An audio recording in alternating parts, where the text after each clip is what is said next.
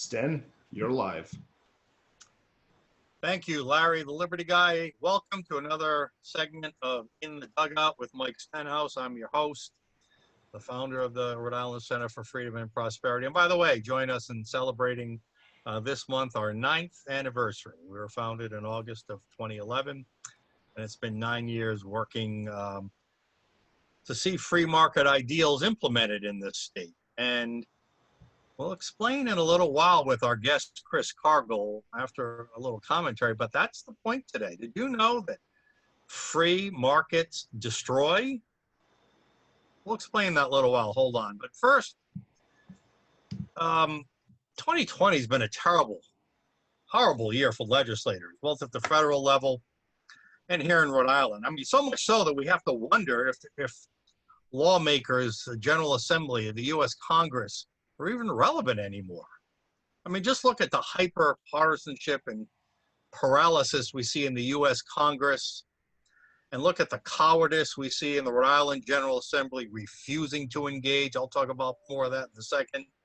Then you combine that with an out of control executive branch and an activist judicial branch, and we're really left to wonder about whether or not there's any real purpose to maintaining a legislative branch. I mean, in Rhode Island, the governor's executive powers under a state of emergency are basically unchecked. And it's left her to make the arbitrary and economically destructive rulemaking, the nursing home fiasco in our state. All of those decisions, all of those powers have gone completely unchecked. And even the courts have found a way to bypass the General Assembly by rubber stamping her crazy, politically correct driven ideas, and even imposing court-imposed mandates just last week to weaken the integrity of our voting system with our absentee ballots without any input or involvement of the legislative branch. I mean, this should set off alarm bells. I mean, really loud alarm bells.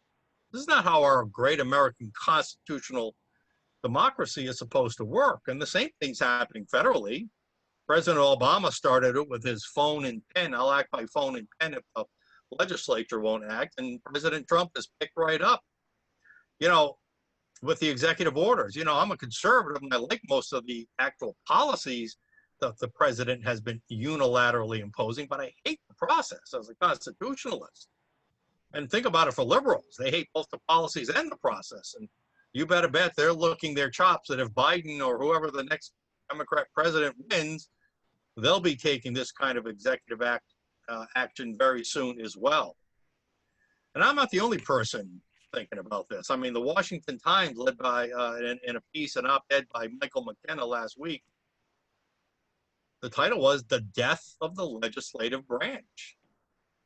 And in the wake of the emergency powers with governors and the president's executive powers, all of which are being rubber stamped by the courts and just giving them more bravado to go ahead and do whatever they want without, God be damned, the legislature. I mean, these courts have institutionalized the idea that executives can make their own laws or make their own legal settlements. Some of you might be happy at these arbitrary kind of unconstitutional actions now, and some of you may not, and it'll flip over when the executive party switches, then the others will be happy and others will be mad. This is really, I think, an existential moment. So much has changed with this COVID crisis. Do we need workspaces anymore? Are we going to work remotely? Do we gather anymore? Do we have sports? Do we have concerts? But this is an existential moment for legislatures, both in Congress and in our General Assembly. I mean, if an executive can decide which laws an administration will enforce, which laws it can change, if the judicial branch can decide they can create their own laws, then what's the purpose of establishing laws in the first place? And therefore, what's the purpose of having a legislature at all? Legislators in the Congress and in the state need to step up. We need a balanced government, and they need to exert and exercise their constitutionally granted authority. But they're cowards. And I'll just speak for Rhode Island. I mean, do we really want a General Assembly in Rhode Island that is too afraid to act, too afraid to meet during a pandemic, too afraid to go against the governor who's killing our state economically, who's literally killing people in nursing homes? But yet, because they're in the same party, they won't step forward. The General Assembly is also refusing to work on the budget. They're just hoping and praying that the federal government will provide bailouts that will solve all their powers. I mean, if they're refusing to work, and if the executives and the judicial branches are stepping in their absence, then we should throw them all out. We should send them all home. And when they do work, they make things worse. I mean, Rhode Island has, to me, the two most important factors. We have the worst business climate in America, according to CNBC. And we have one of the lowest, well, in fact, we have no population growth, one of the worst in the country, while the rest of the state is is expanding. That's the policies we're enacting. We're driving businesses away. We're driving people away. So when they do come to work, they do bad things for our state. So almost, yeah, why don't you stay home? You might have seen my recent op-ed. I mean, just yesterday, my op-ed was published. And we're going to talk about this in just a second with our guest. What lawmakers don't understand is that this budget that they revere, that's their only goal in life, is to pass a budget that tries to please as many constituents as possible, but they don't realize the budget is the problem. The budget is the albatross around our necks.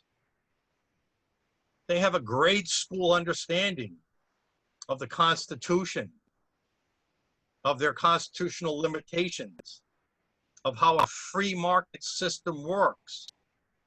And now, lawmakers are talking about significant tax increases to make up for the budget shortfalls or revenue shortfalls from the government shuttering of our economies. This is a little league attitude they have, a grade school little league attitude towards economics and towards the Constitution and towards their duties. Did you know that free markets destroy the things we don't want? So joining me in the dugout is Chris Cargill, a director from our sister think tank, the Washington Policy Center. Now that's Washington State, not Washington, D.C. So all the way across the country, Chris, welcome to In the Dugout. Hi, Mike. Thanks for having me. All right, so you know our tradition here is also, because I called our General Assembly Little Leaguers, I'm wearing my Little League World Series cap. What do you got for us today? I've got the only team to never make it to the World Series, and that is the Seattle Mariners baseball cap. So, is that true? They're the only team to never make it. Yes, we're long-suffering fans up here, and eventually, one of these years, we will get there. But we've been in existence here with the Mariners since the late 1970s and have never tasted the World Series. But eventually we'll get there. So this is the retro version that the Mariners wear on Sundays. All right. Now I gotta just slightly change. I gotta have a little fun with you. Yeah. I assume you're also a Seattle Seahawks fan. Yes. Yep. Well, this is my other cap. Yeah. Yeah. And if you recall, we whooped you in the playoffs last year. Green Bay Yes. Packers. We've had some great games, the Packers and the Seahawks over there. I'm a big Packers fan, so that we got it. All right, let's. Well, but you do remember. I mean, every time Scott Walker comes and speaks at one of our events, he reminds us that Wisconsin gave us Russell Wilson. So. That's right. Yes, he was a good about response. his fair play. Yes, he was. All right, well, let's get into business. So very quickly, most of our followers understand that we launched our Raise Sales Not Taxes campaign last week. We put up a website. We're talking about how during this pandemic, this is the worst time to raise taxes because not only does raise taxes drive people away, and the reason it drives people away is because higher taxes lead to a bigger government, and a bigger government leads to a smaller free enterprise system. You agree with that, I'm sure, right? Yeah, absolutely. So at the bottom of this, we have a link right here to your website.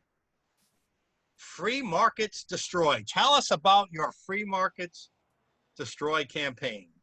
Yeah, and this is, this is And a if you big want to deal. share your screen while we're going through this, go right Sure. ahead, Chris. Yeah, I'll do that in just a second. This is a big deal for us. This is a big deal nationally because, as you know, we have a real problem in the country where young generations are warming to this idea of socialism. They're skeptical about the free market system. They really lay all of the challenges that we have as a country at the feet of capitalism, and what they want is change. They want reform. They want to destroy what's broken and replace it with something better. And the irony is that that is what the free market does best and quickest. But that's something that young people have never heard before. So going back about a year ago, our board of directors at Washington Policy Center, which is basically just like the Rhode Island Center, got together and said, look, we got to do something about this. We got to do something about the fact that younger people, specifically that millennial, that Gen Z, those generations, we got to do something to reach them with this message that the free market is really the best way to go. And how do we do that? Well, we looked at a bunch of different ways we could go about accomplishing this message. And we opened up what's called an RFP, a request for proposals nationwide, asked a bunch of different folks from all across the nation to come to us with ideas on how we can reach the next generation with a new message.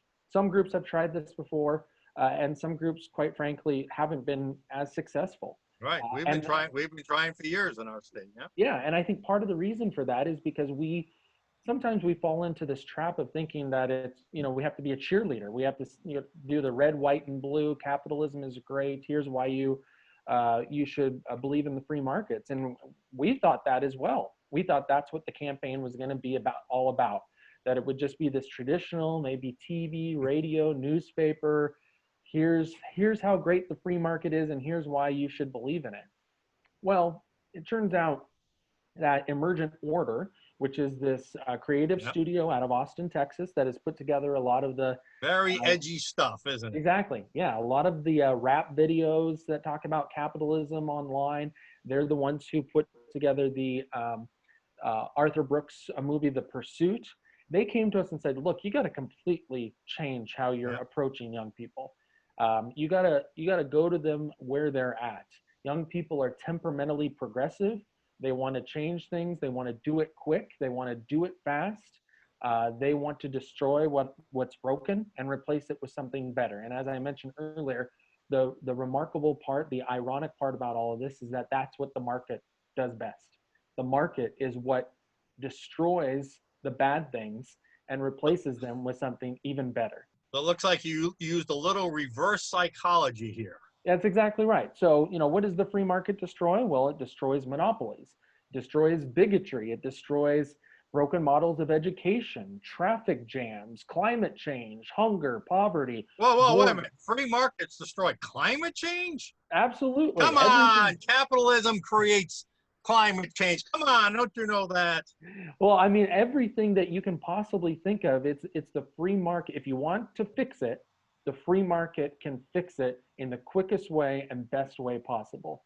And so, originally when they came to us with this idea, we were thinking, oh, I don't know, do we really want to take this message on?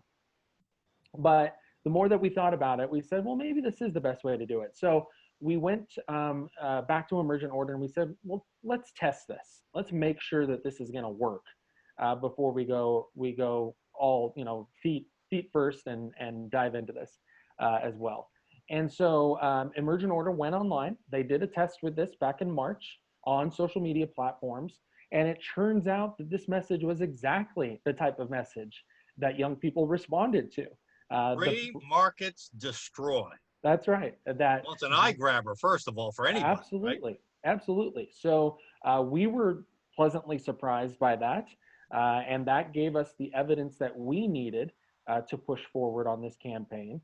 And so we launched it in the past 2 to 3 weeks here, specifically in Washington State, but it's really gone national as well. I mean, a lot of other groups have been sharing it and clinging on to this message as well. Young people have been sharing it. We've had more than actually, I think it's 500,000 views or interactions on the Facebook and Instagram pages so far. Facebook, yeah, we've got. I don't think we've seen you on Facebook yet. So this was specific. Let me just back up 1 second. Yeah, So yeah, this was specifically designed to reach millennials and the younger generations. exactly. 18 to 34 year olds. 18 to 34 year olds is the targeted demographic. That is who it is specifically designed for. And what's interesting is that folks who are in the older demographics, I wouldn't say that they're turned off by it, but they definitely don't understand it. You know, they hear the message at first and they're a little bit confused by it. Well, we had that reaction with one of my, somebody comes on live with me regularly. He looked at it and he said, "Free markets destroy." Like, what has got into the center? What happened? Yeah. I mean, so while you got to be careful to make sure you get to the next step, you're right. It certainly is and I guess that's the key to good marketing, right? Is catching people's attention. Exactly. It's a jarring message at first. Yes. And it catches people's attention. And then if you go to the next step, you find out exactly, what they destroy. And if you go on to the different social media accounts, you can buy Free Markets Destroy merchandise, so hats and t-shirts. And we're hearing from people who have purchased that stuff and then gone out in public and talked to their millennial friends or their Gen Z friends about their t-shirts that say Free Markets Destroy high rents or Free Markets Destroy disease. We have. Let's take a look at some of those. Why don't you share your screen, take us through your website, and let's look at a few examples and have you give us some high-level messaging for each. Absolutely. So stand by 1 second here. You bring this up.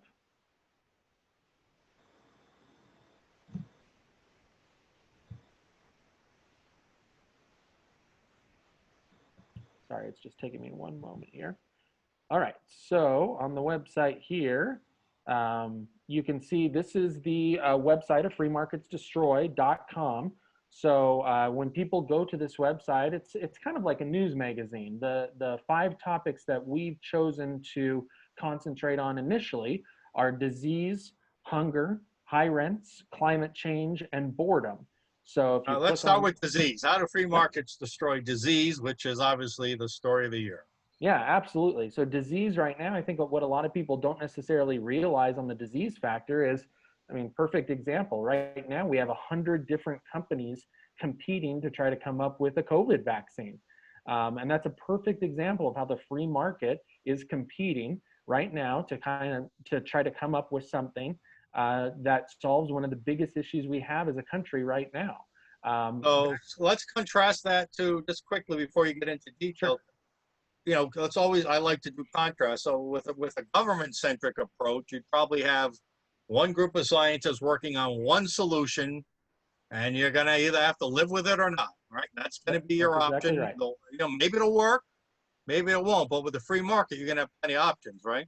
That's exactly right. And hopefully what will happen is here in the next few months, we'll have 2, 3, 4, maybe even 5 different vaccines. What will that do? Well, that will help lower the cost for everyone and give us numerous different options to choose from. You don't like the option maybe that one company comes up with, you want to go with a different option, that will give you that different option. Vaccines are a part of this section on Free Markets Destroy Disease. Life expectancy, you look at life expectancy, especially since the American Revolution, but the mid 1800s as well. It has gone through the roof in countries that, quite frankly, have gone toward the free market system and capitalism. The United States, the United Kingdom, as well. Compare that with the world. The life expectancy is far greater. Right, handling diseases is one part of life expectancy, right? That's exactly right. So we talk a little more about Dr. Maurice Hilleman and others, specifically talking about MMR vaccines and so on. So Free Markets Destroy Free Markets Destroy Disease is a big part of this website as well. Going on to Free Markets Destroy Hunger. Talking about the fact that the price of wheat has fallen 88% throughout the world in the last 200 years. A remarkable figure, and the price, or excuse me, the share of the world population living in absolute poverty has also plummeted over the past 200 years. Well, and you think of again the contrast. You think of the government controlled non-free markets of North Korea. I mean, what, they're killing dogs now to have Yeah. meat and food to eat for their population. The starvation, decades ago in China and in Russia, with what the Russia 5-year plan, right? Was the communist 5-year plan was supposed to produce enough wheat and other products for everybody. In fact, it led to absolute starvation and the abandonment of that government-centric plan. So the contrasts are there historically. Do you get into any of that on your website? Not necessarily those countries, but I mean, this is the website is intended to give you, some facts and figures and some stats to back up what we're saying.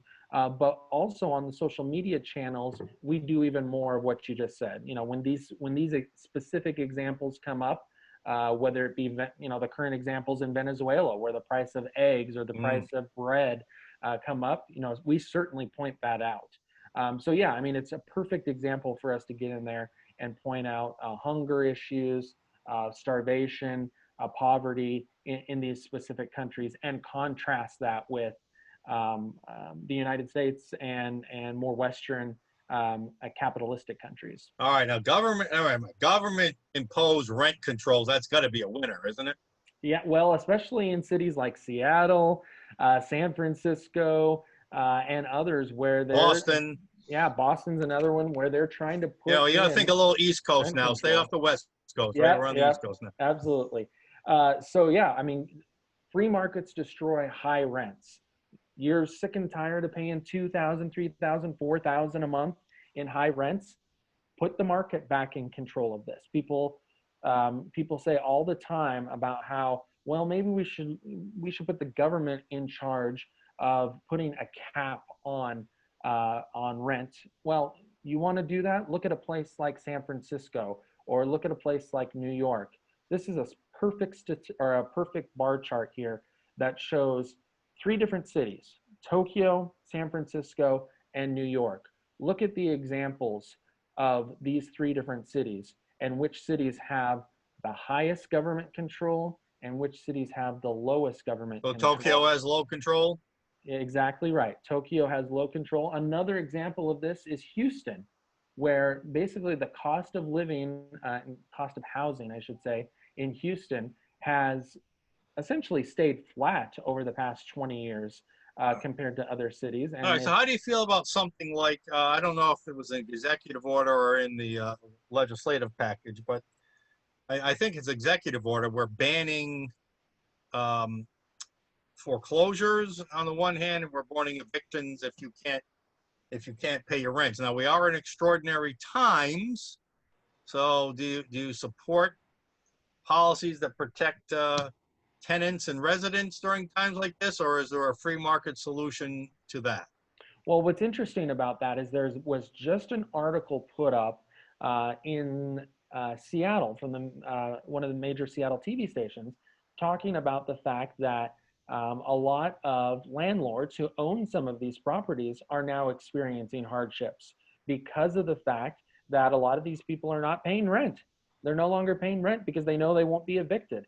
So what happens to the landlord then, who is not necessarily in these particular circumstances that they were talking about, who is not necessarily a multi-billionaire, who is just a guy who owns a piece of property, let's say, who now can't afford his mortgage payment? What do you do with that guy? And then it becomes a ripple effect on down the line.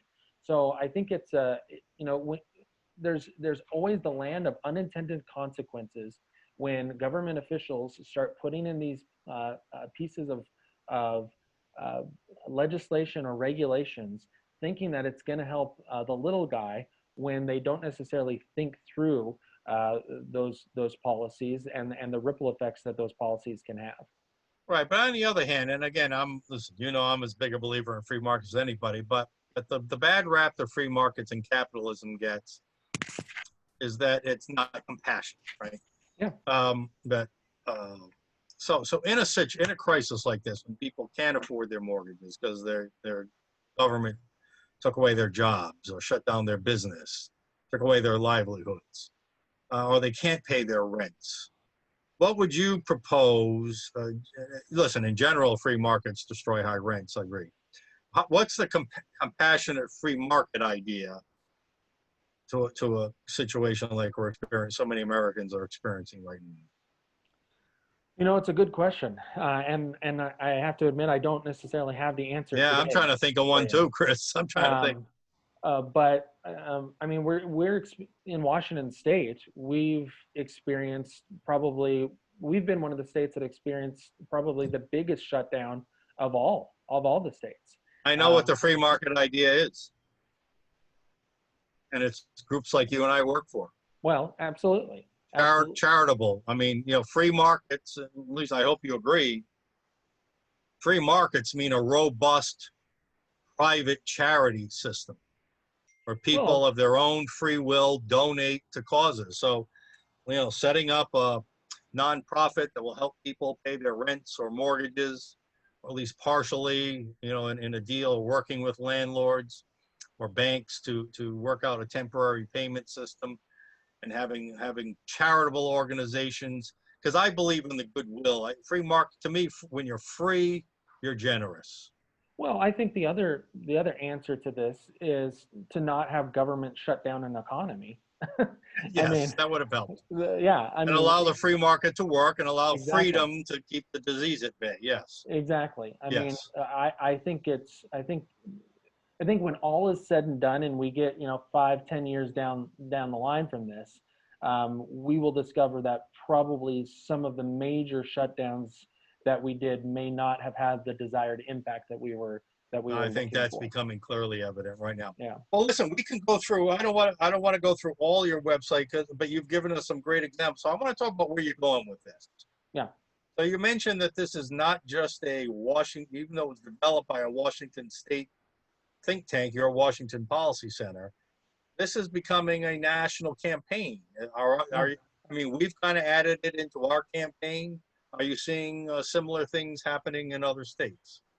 Absolutely. I mean, other states are jumping on board with this. Other former elected officials and a lot of the more free market oriented, or sometimes even libertarian oriented commentators are jumping on board. John Stossel shared this on his Facebook Oh, and very Twitter cool. feeds last week. Jeb Bush, the former governor of Florida, also did as well. So I think the reason for that is because Mike, a lot of people are kind of looking for that secret. I know it's kind of a cliche to say this, but the secret sauce to reach young people. And maybe this is the mechanism to do that. We've been trying to find it for quite some time. Maybe this is the mechanism to get there. That was kind of my next question. How are you going to measure that impact?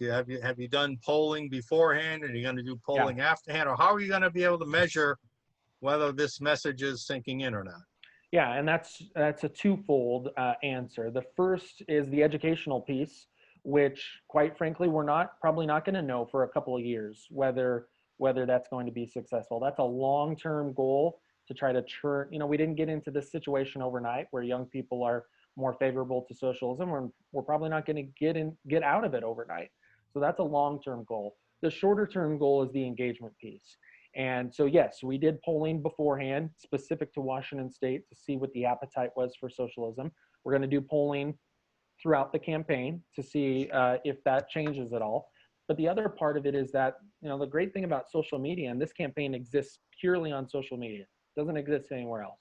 But we can see, it's kind of creepy, we can see how many people on social media, specifically in those demographics, are clicking on the campaign, are engaging in the campaign, are signing up for the campaign. We're getting their email addresses. We can engage with them, invite them to our events, invite them to a debate that we're doing at a local university. All right. So how do people sign up for the campaign?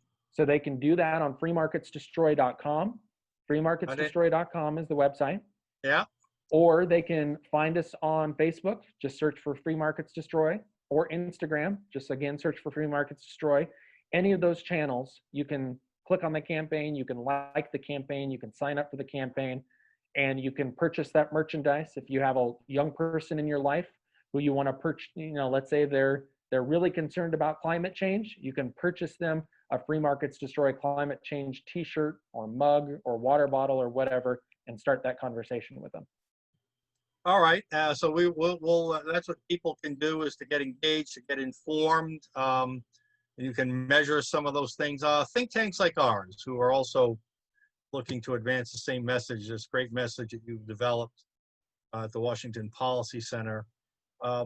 What can we do? Well, you know, advise us here in Rhode Island. We're a little smaller than you. We're a lot younger than you guys are. You've got a lot bigger staff and more experience. We're just a little three-person group here working our butts off to try to turn around a blue state that's less than everything. What can we do to educate young people here?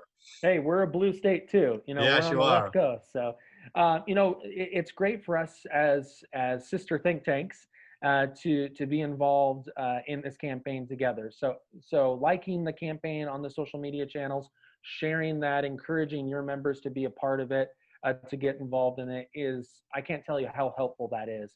All the proceeds for people purchasing the merchandise go to fund the campaign, so that's extremely helpful as well. The more people that we get signed up for the campaign, the more it spreads. So I would just say, you know, that word of mouth, I can't tell you how extremely helpful that is to get people involved and to help fund the campaign. So to that extent, I would say helping us out on social media, sharing all those posts, getting involved in the campaign in one way or another on those channels is critically important. Well, Chris Cargill from the Washington Policy Center, thank you for being our guest and joining me in the dugout, and for being a good sport and taking part with your favorite team. We're just a couple of guys chatting in the dugout before the game. So best to Dan, your CEO, and your team. Normally, I'd be saying I'll see you in a couple of weeks at our annual meeting in Chicago, but of course, nobody's having annual meetings like that anywhere. So we're going to be having a virtual meeting. And for anyone listening, we're part of the State Policy Network. Is there just one think tank? There's two in Washington, right? That's right. Members of SB. Yeah, we're the only one in Rhode Island. Yep. But we thank you. We'll see you online at the virtual annual meeting, Chris. Good luck with this campaign. We're going to do our best to promote it here in Rhode Island, but really more importantly, I hope you have national success with this. Thank you again for joining me. My pleasure. Thanks very much, and go Mariners. All right. Chris Cargill, Washington Policy Center. This is Mike Stenhouse for In the Dugout. Time to get out in the field and start the game. See you next game. Good day.